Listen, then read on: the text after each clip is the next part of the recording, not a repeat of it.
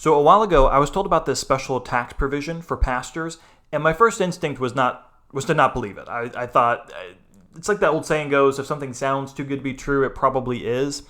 Well, I'm here to tell you, if you are a licensed, ordained, or commissioned minister and you have not heard about the special tax provision for church-sponsored 403B plans, you need to listen to this episode. These few minutes will be well worth your time. By the way, quick aside, we just passed 10,000 downloads on the Financial Pathway podcast. Thank you, everyone who's listened in. I know in the grand scheme of things, that's really not a lot. There's a lot of podcasts that get 10,000 plus downloads in a single episode. So I realize comparatively, this is small potatoes. But from day one, there's been a consistent audience, and it's only grown over time. So thank you so much, everybody who's listened. I know there are so many podcast options out there. Just the fact that you would even choose to download and listen to this one, that means a lot. It's really humbling. So thank you, everybody who's been listening. This feature that I'm talking about today, about a tax savings for pastors, it really has huge potential. If you're a pastor, if you're a licensed, ordained, or commissioned minister, you could be saving thousands in taxes over time. And it really doesn't take a lot of work on your part. It all has to do with the IRS rules regarding pastors and housing allowance, which is a really interesting provision. So let's talk about that for a second. For example, let's say we've got a pastor who's in the 22% income tax bracket, and he decides he's going to start withdrawing money from his retirement account. Maybe he's 70 years old now, no longer pastoring. It's time to start drawing from his retirement savings. So he's going to withdraw $2,000 a month from his retirement account. Ordinarily, what this would mean is he's going to start paying 22% on those withdrawals because those would be taxable withdrawals. That amounts to $5,280 in income taxes. So of the $24,000 that he pulls out in a year, less than $19,000 actually is going to go towards paying for what he needs the money for. But what if there is a way to pay zero in income taxes on that money? This is where the church-sponsored 403B plan comes in. So what is a 403B, you ask? Well, basically what you need to know is it's the equivalent of a 401k, but it's for nonprofits. That's what a 403B is. There are some differences, but for the most part, largely speaking, they operate very, very similarly. Contribution limits are the same. The way that contributions are made into the account are the same. The time frames for when you are penalized for early withdrawal, when you have to start taking withdrawals, very, very similar. There's two key differences that you'd really want to be aware of when it comes to 403Bs versus 401ks.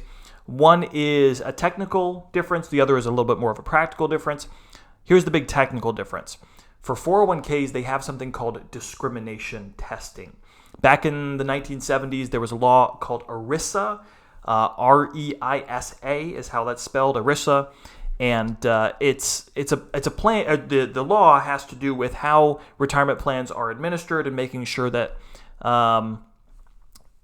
certain employees are not getting an outsized benefit, that they're not proportionately receiving a larger benefit than others. So, for instance, if a business wanted to come in and say, we're going to open a 401k plan, but we're only going to give, matches, or we're only going to give contributions into the higher management level tier employee and not to most of our employees, that would not be allowed. There's discrimination testing. So if you have a 401k plan, maybe at your business, maybe you work in HR, maybe you're familiar with this, but there's lots of rules and testing that has to be done each year to make sure that your plan is in compliance. So for a 401k, the idea is it shouldn't be disproportionately benefiting highly compensated employees over less compensated employees. So that's a big thing for 401ks. It causes a lot of it's a lot of a hassle. Usually that gets outsourced to another company to make sure that you're following the 401k ERISA rules. It can add a little bit of complexity to the equation. So 401ks, for the most part, there's a lot of benefits, but it comes with some downsides in the form of having to comply with ERISA.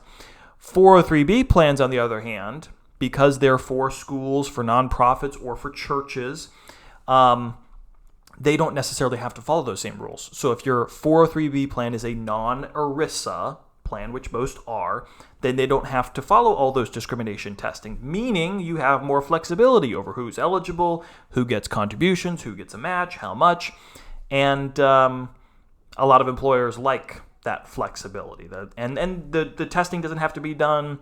The IRS form that usually has to be filed for 401k plans don't have to be filed with the non-ERISA plans. So that's a really key difference. practical difference is on the investment side. So the types of investments that you're going to see offered. So if you're going to be a participant in the plan, what kinds of investments are available to you? With 401ks, it's usually mutual funds. You look inside there and you see, what can I invest in? It's going to be a menu of mutual funds, usually 20, 30, 40 mutual funds. And that's because most of the 401k plans are set up by mutual fund companies. So a Fidelity or a Vanguard or Transamerica, or the companies like this that have funds, or that have funds, they're going to skew towards offering their mutual funds inside of that plan, and that's typically what you're going to see. The 403b plans, especially for school districts, a lot of them are administered by insurance companies. And so a lot of them will offer mutual funds, but they'll also offer annuities inside of the plans. You say, why is that? Well, because the insurance companies, that's kind of their bread and butter, is doing annuities. So they would like to put their own products in there, their own proprietary products. And so you're going to see a lot of 403b plans offer annuities in addition to mutual funds. So the investments for practical purposes are a lot of times going to be different in that regard. Now, the key difference for pastors here is going to be how they are taxed on the money coming out of the 403b. For pastors, almost all of these things are going to be the same, 403b, 401k, not too much of a difference, but the tax is going to be the difference. It's going to be the main difference. Typically, here's how it goes. Here's usually how this works. You make a contribution into your retirement plan, 401k, 403b, what have you, and that money that you put in, you don't have to pay taxes on it now. It goes in what we call pre-tax. So you don't pay income taxes on it now. And then that money starts to grow. It gets invested in these different funds, and it grows over time. And as long as it's inside the account, you're not being taxed on that growth. But when you take it out one day in retirement, you will be taxed because the IRS says, well, you didn't pay taxes back then. Now you have to pay taxes on the other end when it comes out. By the way, a Roth contribution is the exact opposite. So when people make a Roth contribution to their 401k or they contribute to a Roth IRA, what they're doing is they're taking money that they have already paid taxes on. So they're foregoing the tax benefit now. They'll say, I'll pay the taxes up front, put the money in, it grows, they're not paying taxes on the growth. And then when they take it out one day, they don't pay any taxes on the withdrawal. So depending on your tax situation, where you're at, it may make more sense to get a tax benefit now, may make more sense to get a tax benefit later. But the IRS has some special rules for licensed, ordained, or commissioned ministers, which if you're serving as a pastor, you're probably one of those three: licensed, ordained, or maybe even commissioned. And there's rules about housing allowance. So what is housing allowance? If you're a pastor, your ministry, you probably already know. But for those that maybe are not sure, you can designate a portion of your income as housing allowance under the IRS rules. And it can't be more than your actual qualified housing expenses. So you can't just pick a number out of thin air and be like, that's my housing expense. There's rules as far as what counts for housing allowance. But so there's limitations there. But up to that limit, you can claim as housing allowance. And it also can't be more than your pay. So if you only make, maybe $10,000 from the church, you can't designate $15,000 as my housing allowance. So it's either up to as much as you get paid or up to the housing allowance limit. But that portion that's designated as housing allowance is not subject to federal income tax. So let's say we've got a pastor who is paid $60,000 a year from his church, and he's able to claim $20,000. The church designates $20,000 as his housing allowance. That means for that $20,000, he does not pay any income taxes on it. He will pay income taxes on the $40,000. That would be considered his salary. The rest would be considered housing allowance. That's a huge tax benefit. So just quick time out here. If you fall in that category and you are not claiming housing allowance, I would really recommend that you look into that as soon as possible, because you could be missing out on a huge tax benefit just right there. But it gets even better, so keep listening. Did you know that pastors can also claim housing allowance in retirement, even if they are no longer collecting pay from a church or from a ministry? So the way this works is if you're withdrawing from funds from a retirement plan that is sponsored by a church or sponsored by a ministry that you are or were a part of, you are able to claim housing allowance from those withdrawals.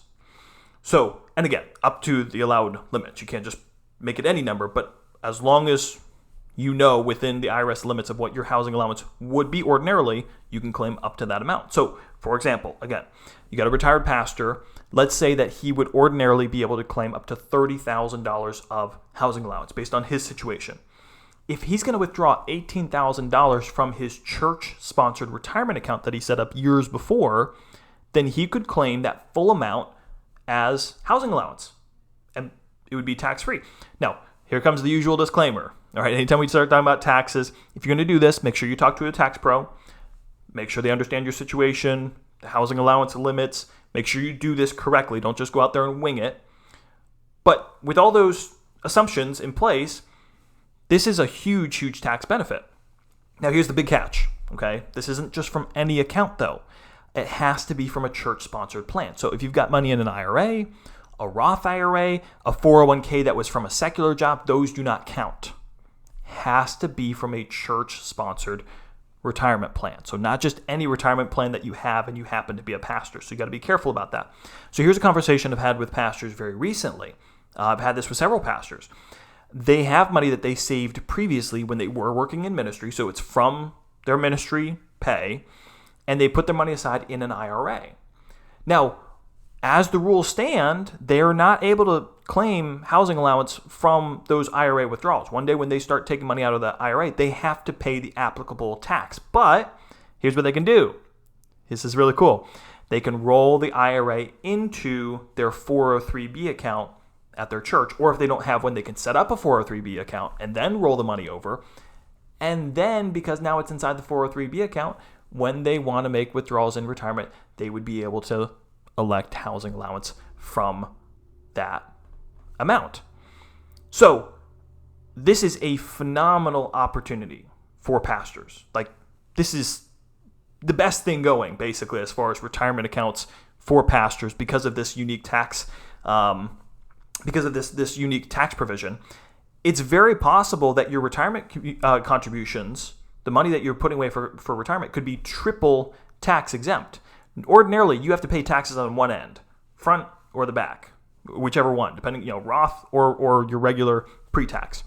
This way, though, with this provision, you would make contributions, not pay income tax on the front end.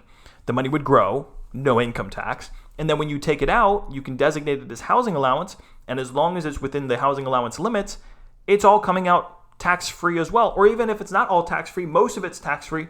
That's huge. That is, a massive, massive advantage, and one that I think a lot of pastors are not even aware of.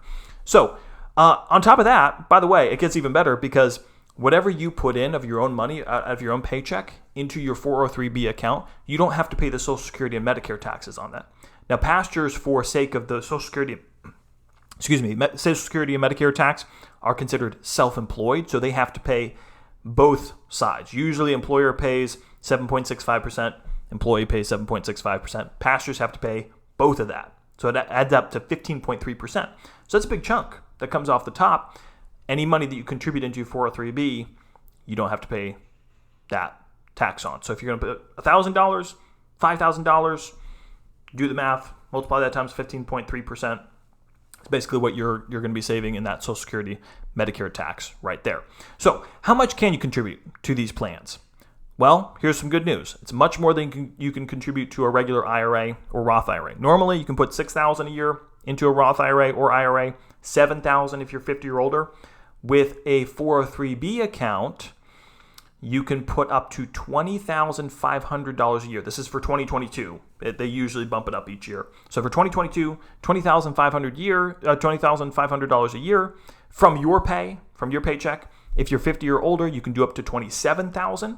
Now, the church can also contribute if they want. It's not a requirement, but if they would like to offer a match or a flat dollar contribution, they're able to do that.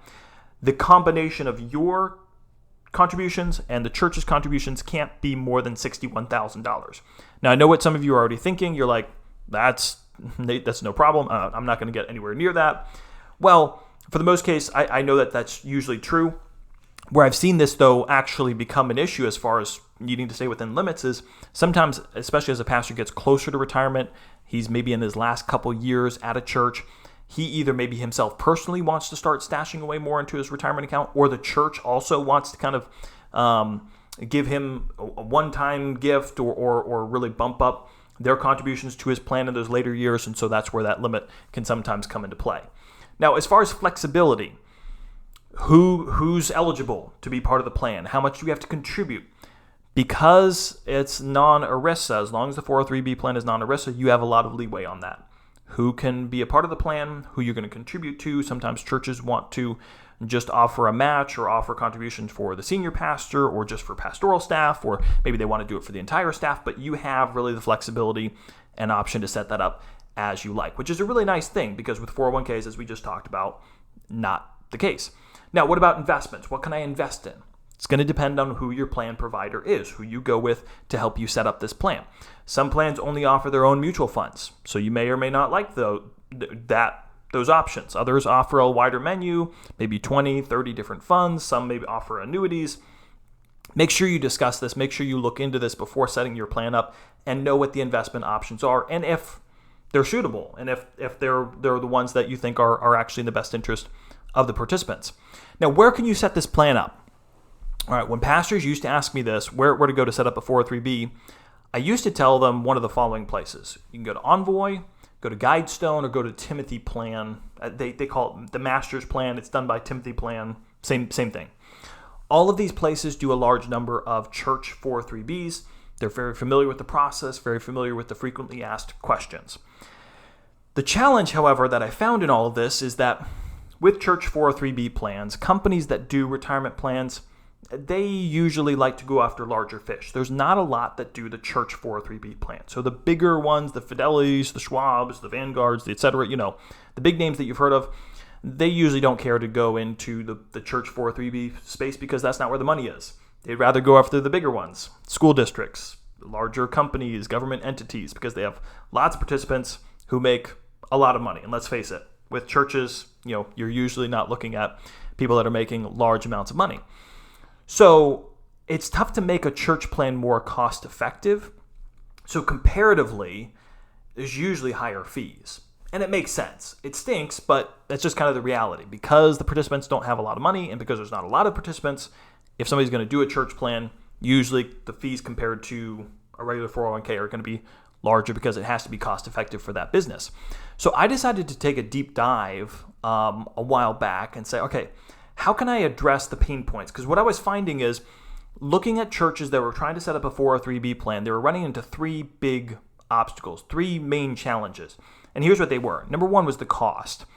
A lot of providers, a lot of 403b church plan providers were charging several $100s a year just to maintain the plan. So you got to pay money up front, you got to pay money each year just to even have the plan. And then on top of that, each participant has fees that they have to pay. So on a proportionate basis to how much was being contributed into the plan and how much is going to fees, it was really hard to justify for a lot of smaller churches that, okay, if we're putting in X and 10, 20+% of that is actually going towards fees, is this really a smart decision? Is this really cost effective? So that was a challenge.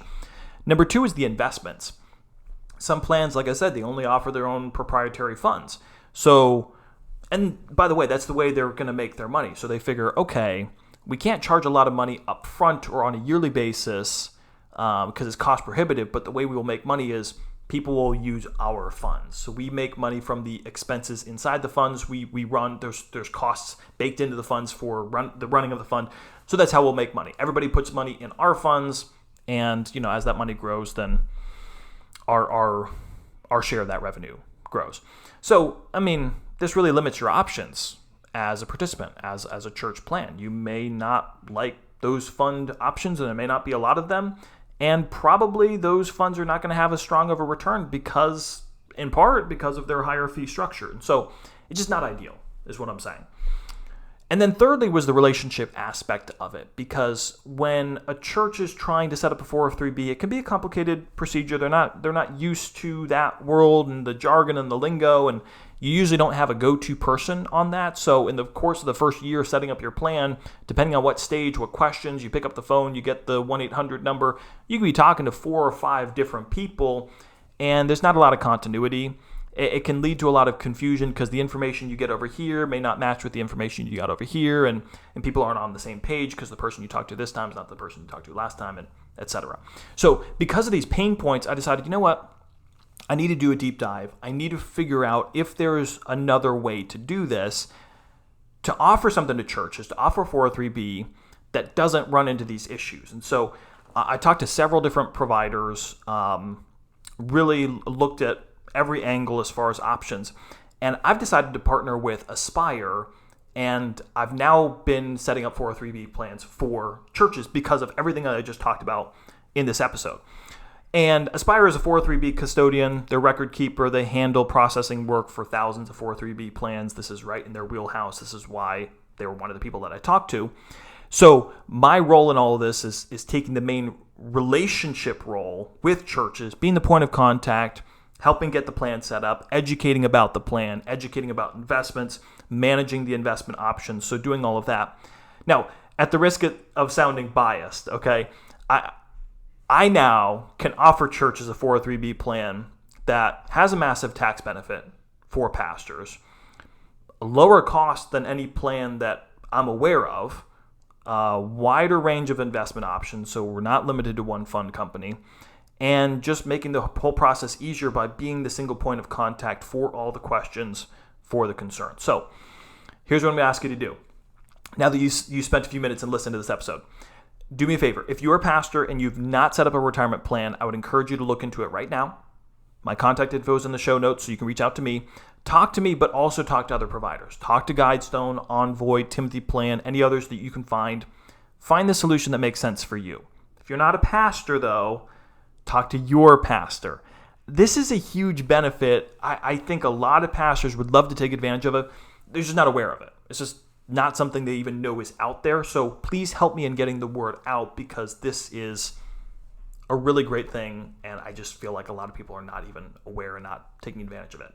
So, as always, thank you everybody for listening to this episode, and I will see you on the next one.